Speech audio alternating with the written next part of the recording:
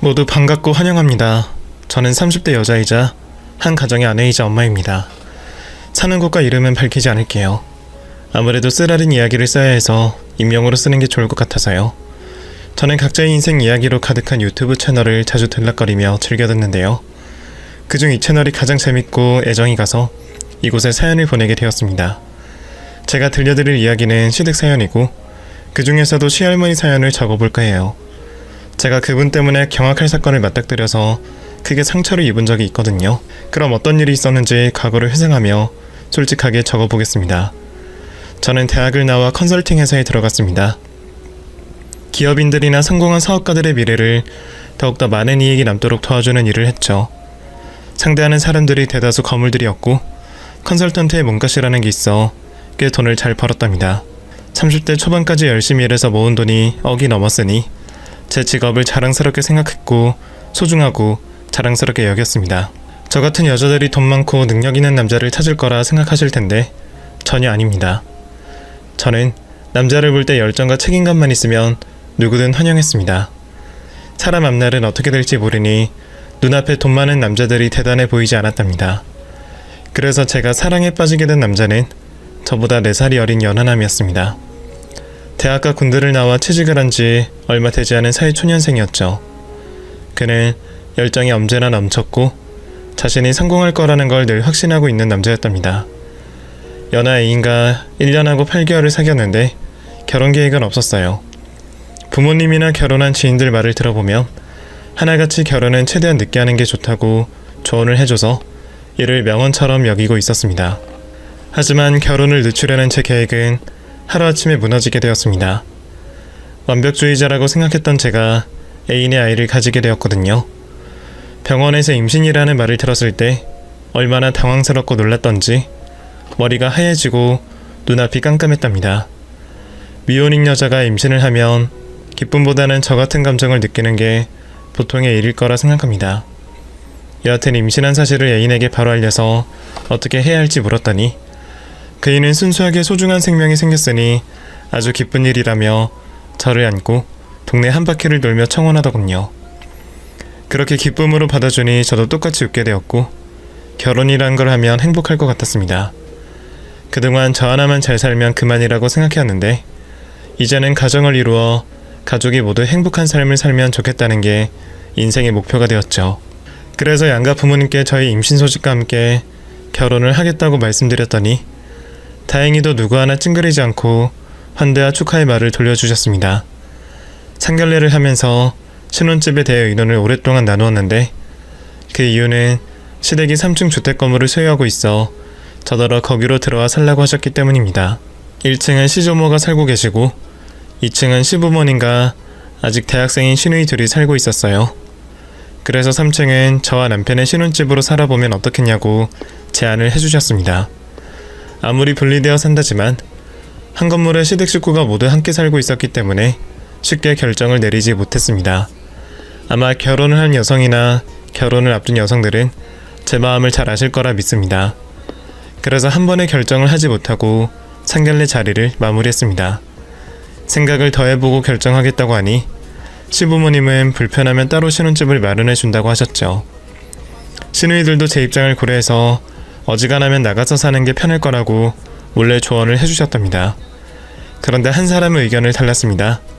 시할머니는 당신의 손자와 한 건물에서 꼭 살고 싶다면서 저에게 시집살이를 강요했습니다. 아무래도 옛날 분이고 고지식한 분이었으니 제가 시댁에 들어와 사는 걸 당연하게 생각하시는 것 같았습니다. 결혼식을 2달 앞으로 두고 신혼집을 결정해야 할 때가 오자 저는 모험을 한번 해보기로 했습니다. 그간 컨설턴트로 일하며 많은 사람들을 겪어왔는데 시집살이가 힘들어봐야 얼마나 힘들까 싶어 올해는 아니고 한 2년 정도만 해보기로 결론을 내렸답니다. 그래서 결혼식 후 신혼여행을 다녀와 시댁 식구들이 있는 주택에 3층으로 들어가서 살기 시작했습니다.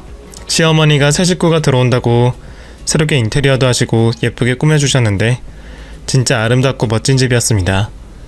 평수도 아주 넓어서 대가족이 살아도 될 것 같았답니다. 1층과 2층에 시댁 식구들이 살아서 부담이 되는 것만 빼면 아주 완벽했습니다. 시어머니는 처음 보았을 때나 결혼 후에 보았을 때도 한결같이 좋은 분으로 보였습니다. 인정과 정이 많으신 데다 남에게 싫은 말, 허튼 말을 절대 하지 않는 존중을 중요시하는 지혜로운 분이셨죠. 게다가 시누이들도 시어머니를 그대로 닮아 저를 존중과 존경의 눈으로 바라봐 주었고 어떠한 불편한 행동과 말을 하지 않는 분들이었습니다. 그런데 시아버지는 조금 달랐습니다. 저에게 피해를 주는 분은 아니었지만 심각한 마마보이였습니다. 환갑이 넘은 어른인데도 아직 시할머니에게 잡혀 살더라고요. 새 신부가 되고 식구들과 식사를 하게 되었는데 시할머니에게 애교를 심하게 떨기도 했고 결정장애가 있었는지 일거수일투족을 다 보고하더라고요. 마마, 나 오늘 점심 때 뭐 먹으면 좋을까? 아침에 콩나물국을 먹었으니까 점심에는 돈까스나 파스타 먹을까? 아가, 엄마가 말했었잖아. 기름기 있는 건 피하고 밀가루 음식은 먹지 말라고. 아침에 고기를 못 먹었으니 점심에는 고기 반찬이 있는 음식을 먹어라. 네가 오늘 회사 직원들한테 고기를 사면 사기가 올라갈 테니 무조건 고기를 먹어. 시조모는 시부에게 아가라고 불렀고 이렇게 먹을 것을 정해 주셨습니다. 아버님은 혀짧은 소리를 내며 알았죠. 엄마가 하라는 대로 할게요. 하고 애교를 떨더군요. 그 광경을 보자 바로 속이 울렁거렸습니다. 나중에 시누이들에게 들어보니 시아버지는 평생 시조모가 말하는 대로 일상을 보냈다고 해요. 시아버지는 회사에 가면 시조모와 전화통화를 10번 이상을 한답니다. 하나하나 꼬치꼬치 묻기도 하고 서로 보고 싶다며 핸드폰에 대고 뽀뽀도 한다고 했죠. 이것만으로도 충격이었는데 제 남편에게도 못 보던 모습을 보고야 말았습니다. 결혼한 지 일주일 뒤에 시할머니에게 애교 피우는 걸 봤거든요.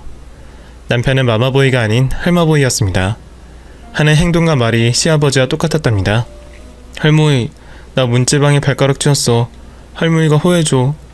아이고, 우리 집안에 대들보가 다쳤어? 예미야, 얼른 가서 약이랑 붕대 가져오너라. 어여. 손녀들, 너희들은 왜 가만히 보고만 있는 거야? 우리 장손이 다쳤는데 텔레비전이 눈깔이 들어오느냐? 어서 와서 니들 오빠 다리 주물러라. 남편의 행동과 시조모의 말도 충격이었는데 시어머니와 시누이들이 아무렇지 않게 시조의 말을 그대로 따르더군요. 그걸 보자 더 놀라웠답니다. 저는 상식적으로 보이지 않는데 식구들은 오랫동안 적응을 해와서 그런지 시조모의 말 한마디에 분주하게 움직이며 명령을 떠받들더라고요. 이건 아니다 싶어서 나중에 남편과 3층으로 올라가서 조금 전 한 행동이 뭐냐며 쓴소리를 했더니 그이는 뭐가 잘못됐는지 몰랐습니다. 보아하니 시조모가 남아 선호사상이 강해서 여자 식구들은 평생 종노릇을 해온 것 같았고 남자들은 편하게 왕노릇을 해온 것 같았어요. 이것을 하루아침에 바꿀 수는 없었지만 컨설턴트인 제가 시댁을 뜯어고쳐 보기로 결심했네요. 제가 시댁 건물에 살며 눈으로 보게 된 것 중 가장 안쓰럽고 안타까웠던 건 시어머니가 아주 심하게 고생 중이셨습니다. 2층에 사는 식구들 살림을 하는 건 물론이고 시시때때로 1층에 사는 시조모의 살림과 시중을 들고 있었습니다. 하루 세끼 밥을 차려드리는 건 당연한 지사고 빨래와 청소, 심부름 등 시조모의 모든 일을 대신해 주더라고요. 옛날 식모도 이 정도는 아니었을 텐데 하는 생각이 절로 들 정도로 시조모가 심하게 시어머니를 부려먹었습니다. 또 대학생인 시누이들도 학교 끝나고 집으로 돌아오면 시조모의 수족이 되어 시키는 일을 하답니다.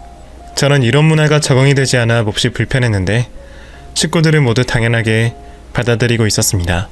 제가 시어머니와 시누이들을 따로 불러서 이렇게 사는 건 잘못됐다고 말씀을 드렸더니 세 사람은 알고는 있지만 어른이 하는 말을 어떻게 무시하고 하고 싶은 대로 하고 사느냐고 대답하더라고요.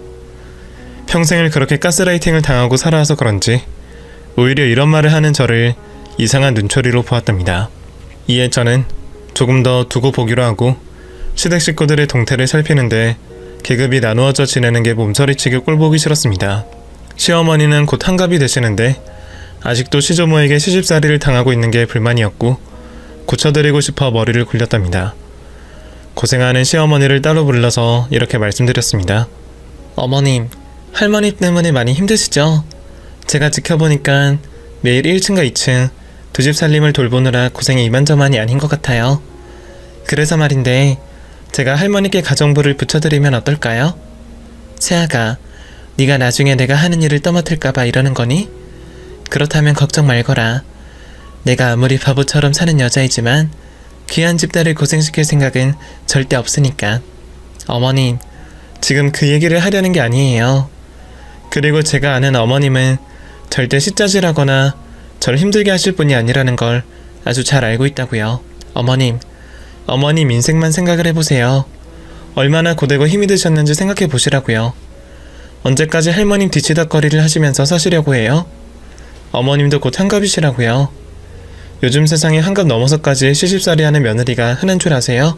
어머님은 진짜 고생을 많이 한 분이라고요. 그리고 저 능력 있는 여자인 거 아시죠? 가정부 한 명 붙여드리는 건 어려운 일 아니니까 그렇게 해보세요. 이 며느리가 부탁드립니다.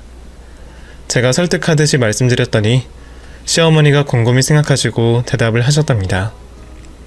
세아가, 네 말대로만 된다면 나야 몸이 편하고 좋지. 아니 마음까지 편할 거야. 그런데 우리 어머님이 가정부를 두시려고 할지 모르겠다.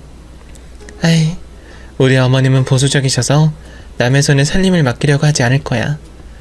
그건 걱정 마세요. 제가 방법을 생각해서 할머님께 말씀드려 볼게요. 어머님, 제가 이 집안을 제대로 컨설팅해 드릴게요. 다 뜯어고쳐 드리겠단 말이에요. 저는 당당하게 시어머니께 말씀드리고 곧 시할머니를 찾아가 이야기를 했습니다. 할머님, 저 휴직하게 된 거 아시죠? 아무래도 퇴계에 집중해야 할 것 같아서 집에서 쉬려고요. 그래, 잘했다. 네가 아들을 가졌으니 당연히 태교에 신경 써야지. 계집을 가졌으면 목을 막 써도 되지만 귀한 아들을 가졌으면 몸을 소중히 조심히 아껴야 된다. 잘 생각했다.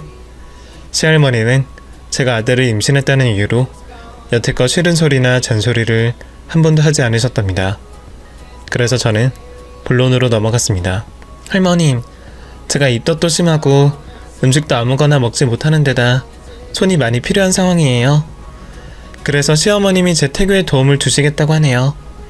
제가 출산하고 몸조리할 때까지 할머님 살림을 봐드리는 걸 빼주십사 부탁을 드리고 싶습니다. 그렇다고 할머님이 직접 살림을 하시라는 게 아니라 제가 가정부를 붙여드릴 테니 당분간만 어머님을 놓아주세요. 뭐? 내 집에 남을 들이라고? 그건 싫은데? 네 시애미가 1층부터 3층까지 왔다 갔다 하면 되잖아. 그게 뭐 어려운 일이라고 가정부까지 구하니? 할머님, 이제 어머님도 연세도 있으시고 제 마음이 편했으면 해서 그래요. 할머님 부탁 좀 드릴게요. 네? 제가 초롱초롱한 눈빛으로 연기를 했더니 시할머니가 어쩔 수 없이 받아들이겠다는 표정을 지으며 가정부를 드리겠다고 대답하셨습니다. 저는 속으로 쾌재를 불렀고 바로 시어머니께 이 사실을 알려드렸습니다. 어머님, 됐어요.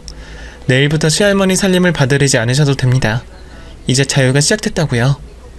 어머, 세아가 그게 진짜냐? 우리 어머님이 가정부를 드리겠다고 했단 말이야?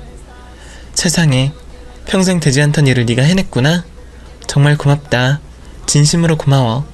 시어머니는 제 손을 잡으시며 눈물까지 글썽이셨습니다. 그동안 시조모라는 족쇄에 묶여서 당신의 삶은 살림이 전부였는데 이제는 하고 싶은 걸 하나씩 해볼 수 있을 것 같다고 하셨네요. 제가 변화를 일으켰더니 시어머니와 시누이들의 성격이 변했습니다. 평생 여자는 땅이라는 가스라이팅을 당하며 시녀처럼 살았는데 더는 그렇게 살지 말아야겠다는 마음을 먹었습니다. 이제 저 혼자 힘을 쓸 필요 없이 여자들이 똘똘 뭉쳐 시댁을 싹 다 뜯어고치면 될 것 같았죠. 그런데 시할머니의 집안일을 봐주던 가정부가 일주일 만에 그만두더군요. 꼬장꼬장하고 사람을 하찮게 대해서 감정이 많이 상하셨다며 돈을 2배로 줘도 싫다며 떠나셨답니다. 저는 여기서 포기할 수 없어 다른 가정부를 고용해 계속 시할머니 집으로 보냈는데 가정부 모두 일주일 이상을 버티지 못하고 떠나더라고요. 이쯤 되면 저희 시어머니가 얼마나 대단한 사람인지 아시겠죠? 남들은 일주일도 버티지 못하는 걸 30년 이상을 참고 사셨던 겁니다. 여하튼 가정부 작전은 수포로 끝이 나버렸습니다. 가정부 사이에서 저희 시조모 소문이 쫙 퍼지는 바람에 아무도 찾아오지 않게 되었죠. 결국 한 달 만에 시어머니가 다시 시할머니 살림을 봐드리게 되었습니다. 그런데 이제 막 자유를 찾은 시어머니는 이전과 달라지셨습니다.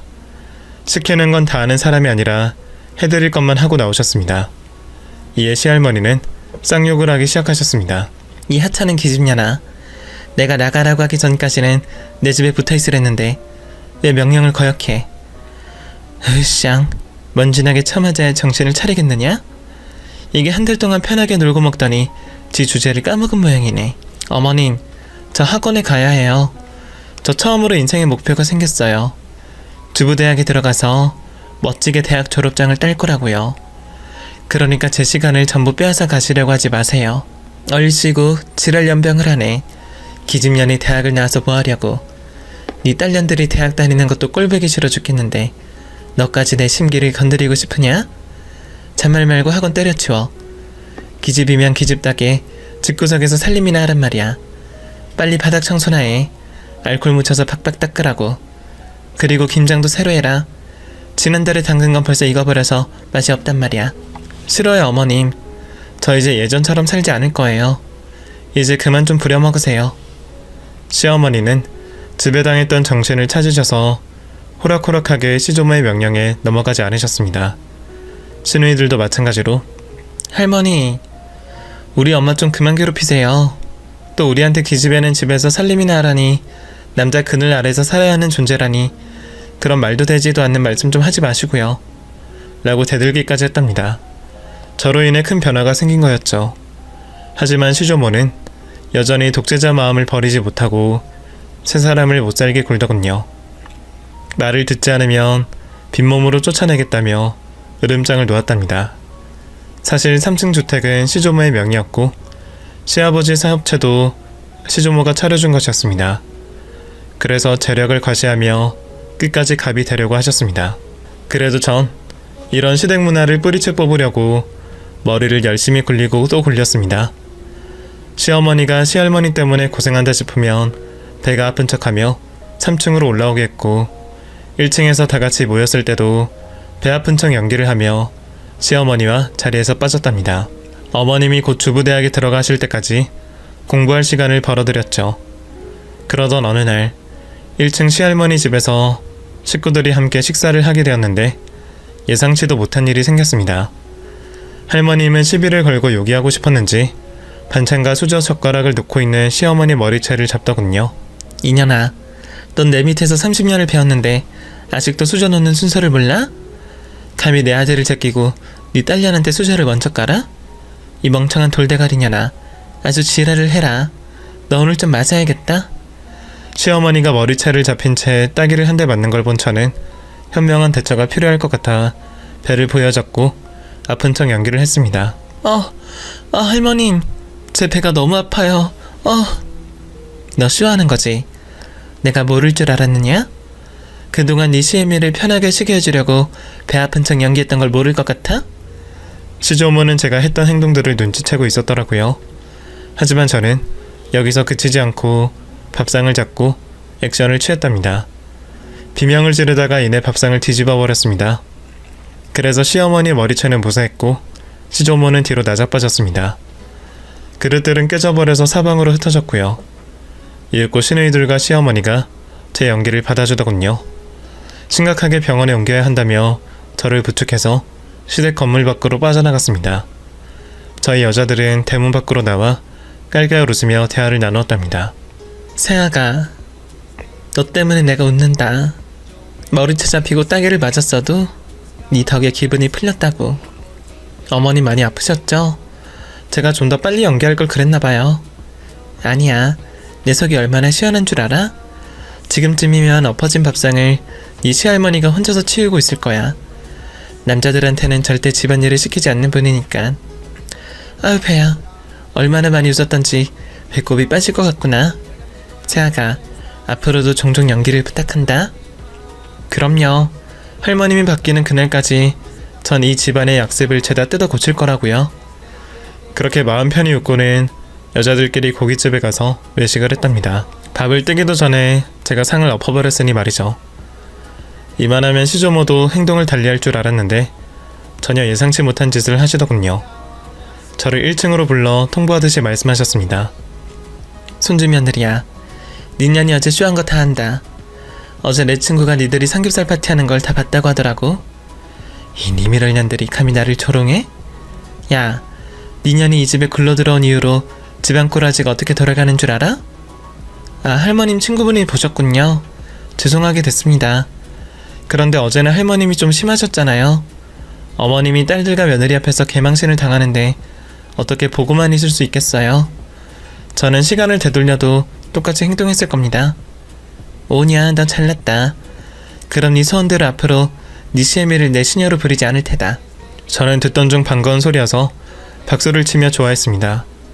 할머님, 드디어 마음을 고치신 거예요? 너무 잘 됐어요. 그럼 앞으로 좋은 모습만 보여주시는 할머님이 되시려는 거죠? 아니, 앞으로 내 집 살림은 네가 도맡아서 해라. 니년이 내 손자를 임신했다 해서 계속 봐줬는데 이젠 그런 거 없다. 나도 네 시애비를 임신했을 때 개고생하면서도 건강하게 잘만 낳았다고. 그러니까 니년이 내 수족이 되거라. 그게 아니면 네 시애미를 매일같이 쥐잡듯이 자꾸 괴롭힐 거다. 뜻밖의 공격이라 조금 놀라긴 했지만 시어머니 대신 제가 해결하는 게 좋을 것 같아 시조모의 제안을 받아들이기로 했습니다. 좋아요. 그렇게 하시죠. 몸이 좀 무겁긴 하지만 충분히 할 수 있을 것 같아요. 앞으로는 제가 할머님 살림을 봐드릴게요. 됐죠? 그래, 아주 재밌는 날들이 찾아오겠구나. 내가 니년을 제대로 가르쳐서 집안 어른한테 충성하는 걸 보도록 하겠다. 할머님, 여기가 무슨 군대도 아닌데 충성이라뇨? 뭐 어쨌든 이 집 살림은 제가 도울게요. 할머님이 연세도 있으시고 허리가 좋지 않으시니 도와드리는 거예요.